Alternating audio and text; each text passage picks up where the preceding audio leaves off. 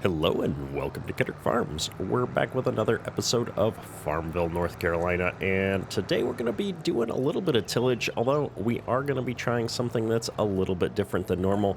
So we've gone out and leased this VT tool from the neighbor and from a farm sim slash, I guess, precision farming mechanics. This is not actually going to do any tillage. This is going to count as mulching. We're going to cut up all this corn stalk residue. And then I think it's actually going to count as rolling, because we've got the rolling baskets on the back. So if we do kick up any small rocks, they'll get mashed right back down. I'm not too worried about it. I think I do have field stones turned on. So we're going to be taking a look at that here in just a moment. Last episode, if you didn't catch it, we tried out the new Pumps and Hoses DLCs. We did go ahead and take out a loan to buy all of this equipment. It turns out I thought that you couldn't use the pumps to pump out of the slurry pits directly. The intention is that we will be able to do that on release. There's currently an issue with the system. So when I tried the pump off camera and it didn't work, that is not how it's supposed to work. So I will be able to replace this trailer setup with a pump. So I'm really excited about that because it's going to work out a lot better, especially on our small farm here. So we'll be able to reclaim a good chunk of the money that we spent on this whole mobile setup. And the other thing I wasn't quite sure how it was working in the previous video was the water mechanic. The water doesn't actually make the slurry go any further. The water is just there to reduce the maintenance required on the slurry equipment here. So I suspect that we won't incur as much maintenance charges on the trailer or on the toolbar as a result. I'm not sure that that's really worth it. I think if I would have preferred to have more slurry in this tank. It does still feel backwards to me that the slurry component is much smaller than the water component on this tank. I think that that should be inverted so that you can put more slurry in the tank than water. But those couple of small issues aside, we had a lot of fun running with this, and as we start moving time forward and amping up how many hogs we've got in the enclosure there, we're going to have a lot of slurry, and I think this hose system is not only going to be a lot of fun to do, but I think it's also going to be way more efficient for us than having to drive back and forth to the hog enclosure there to refill ourselves every time. We should be able to get through all of our fields with the hoses we've got. I got a lot of extra hose, but that's going to let us cover this whole other field over here while just being connected up to something more stationary. So stay tuned. We'll definitely be getting into more of the pumps and hoses stuff as we have more manure to spread. But for now, we're going to jump right into here and see how this VT tool works. It does look like we're mulching. We're cutting down the stalks. Nice mulched bed. And I'm not seeing any field stones popping up, so I'm going to assume that the roller is also working.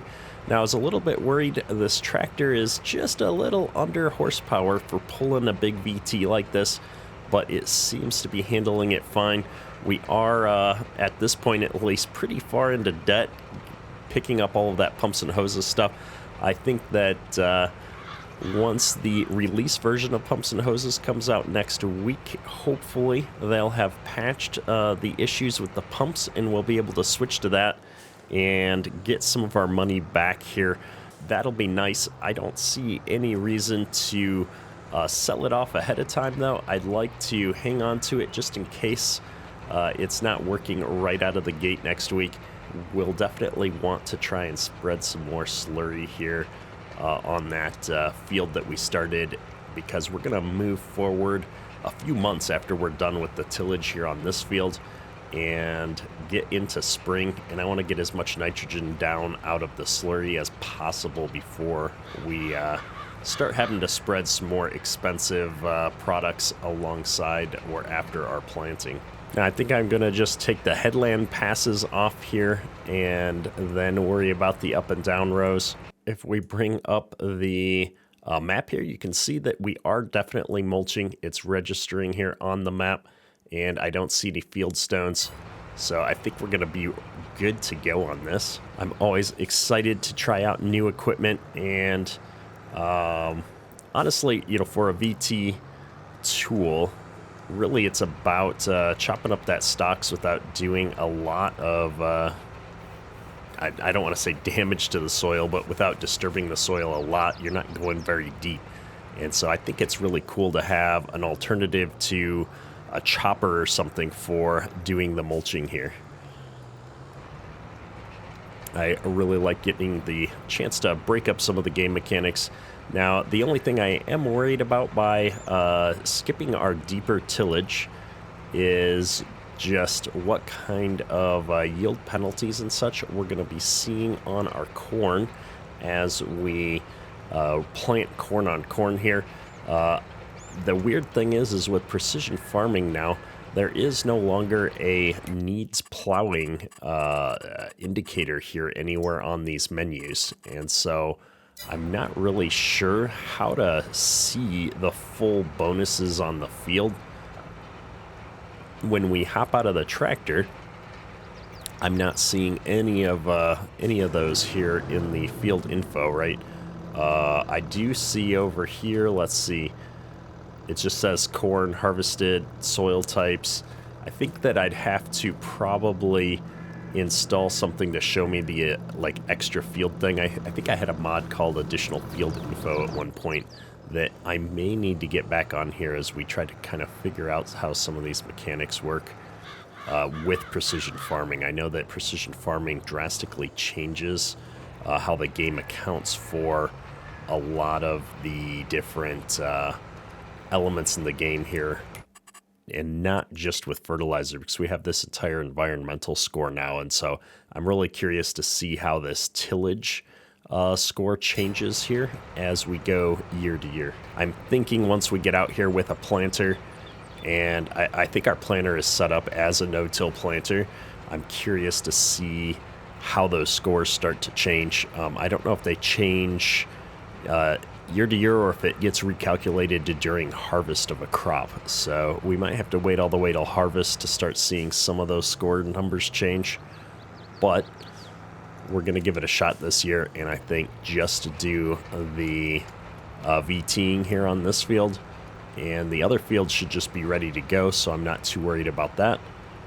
And we're just going to plan into this and see what kind of a difference we get in crop yields between this field and the field next to us. So with that, I'm going to get the GPS system out here to help us stay on the straight lines.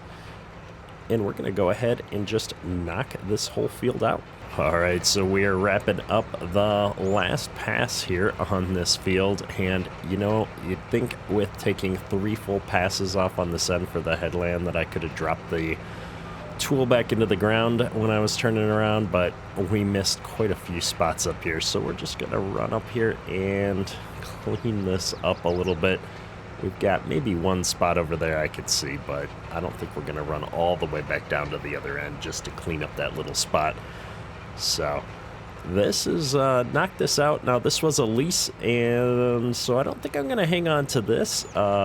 It was quite an expensive lease. I think this cost us like $6,000 or something to lease for the day, which is a little steep, but I really just kind of wanted to try it out.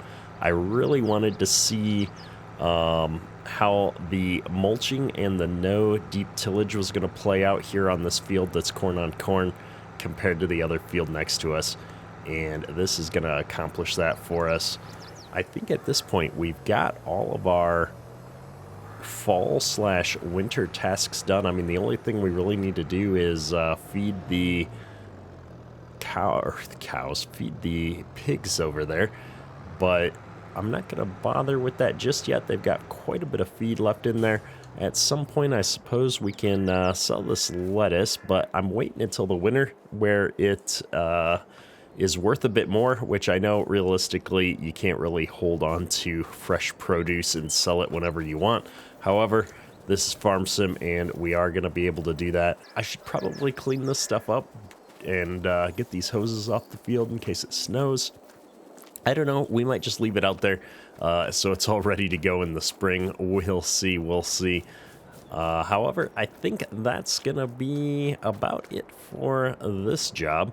So let's jump ahead here at least 1 month. I want to see how our pigs are doing in December. If we get a baseline here, again, we've got 34,000 liters of feed, and we're at 50% of our reproduction rate. We've moved ourselves forward here into December. A couple of quick things. One, the fact that our garden area turns into a greenhouse, that's actually really cool. I like this. I dig it. I wish there was like a little area here for the lettuce that's on the side, just so it looks like we're keeping it out of the snow, but that's really cool. I'm really digging this mod. I know there's a lot more we could be doing with this, with seeds and fertilizer to get more efficiency. We'll work on that here at some point after we get through the planting, maybe to see how that goes. I think that this lettuce is actually going to be worth a fair amount for us. And let's just take a look here at our hogs.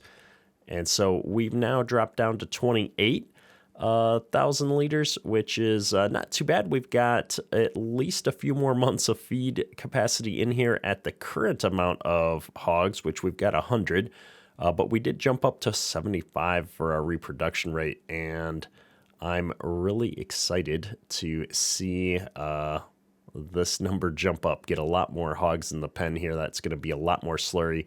We did add a fair amount of slurry, but that's probably realistically enough for 1 or 2 passes. Not even 2 passes, probably just 1 pass here on the field. So I'm not going to bother getting that equipment back out right now. We'll wait until we get to the spring. And so since we've got enough food to move the clock forward and not a whole lot else to do in the winter month here, let's just check the price for lettuce before I move the time forward. It looks like February is when we hit the high point for our lettuce crop. So as unrealistic as it is, we're just going to hang on to that until February, I think. So let's jump this clock forward a couple more months and see where we're at from an animal and price perspective on our lettuce there. So we're into January here, and it looks like we've got more hogs. So we've got the original set of hogs here now, which are 11 months old. And then I've got a whole second set down here now that are 0 months old. And so we are seeing that price coming up here on those. We are going to start going through food significantly faster now, I suspect, with a whole second set of them here. And so we're just going to keep an eye on this. Now, in this version of the game, this isn't like seasons used to be, so I don't think we're trying to fatten them up any. I think it's just about getting to reproduction age and having more hogs and then selling off any of the excess in hogs that we have. So I'm not going to sell our older batch here. I'm going to hang on to those and let these grow out and reproduce one more time. I think before we sell them, at that point, we'll have 2 other sets here that are growing. And so these have got to get through that 6-month stage of puberty before they can start reproducing. And then we'll see how fast these reproduce. Given that I jumped from 50 to 75 to 100, I think these might be reproducing every 4 months. I can't recall. So that's going to be a lot of pigs here for us very soon. And so we're going to keep moving this clock forward to February and take a look and see where we're at. All right, we're here into February, and it looks like we've produced quite a bit more lettuce. I probably got room for 1 more pallet here. But we finally have a little bit of snow on the ground here. So if we pop open the menu here, we've still got plenty of water. We're producing lots of lettuce, so no worries there. And if I look here at the price, it looks like our average price is rising. I think this white line is where the current average is. And if I show current prices, yeah, there we are. We're right up there. We're over $1, almost at the top. So I think what we're going to do is go ahead and tag this place. And I think we're going to load up some of these and take them up and get them sold. See if we can get them here in our handy truck. I don't know how many of these pallets I can actually toss in the back of the truck. That's something that I didn't really think about too much here. But if we set that tailgate down and just grab these and get them loaded, we can make a few dollars here, I'm sure.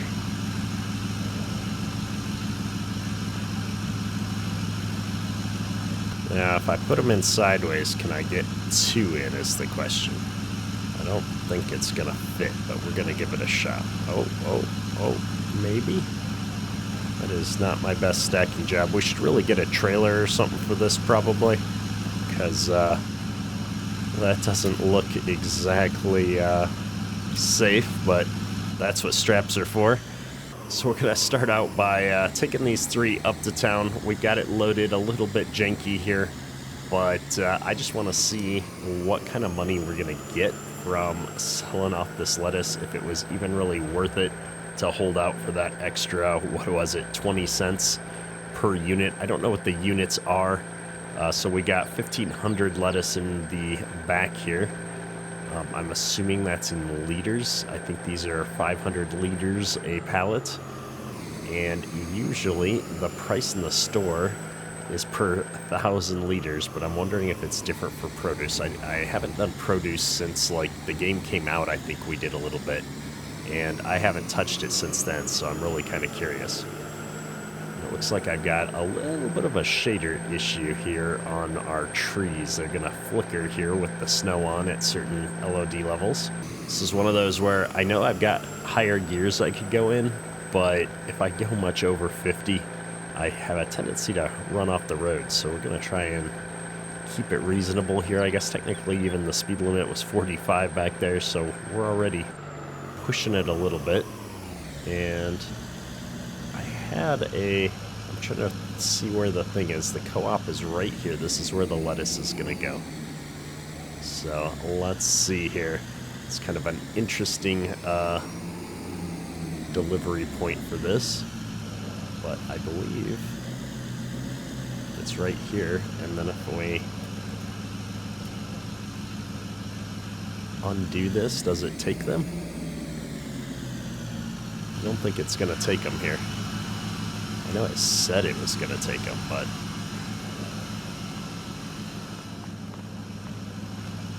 Oh, maybe they go here. Yeah, there we go. Completely put them in the wrong spot. This is a much more logical spot for them. See if I can get this other one before the timer runs up, although... I guess just putting 2 of them in there will give me the price of 1,000 liters.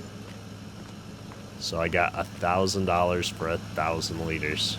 Yeah, I don't know if this is really worth the time. I mean, it's just taking water, I guess. Maybe what we'll do is we'll see when we can get a dry van trailer. I know Perma's Modding has that nice dry van that I showed off a while ago.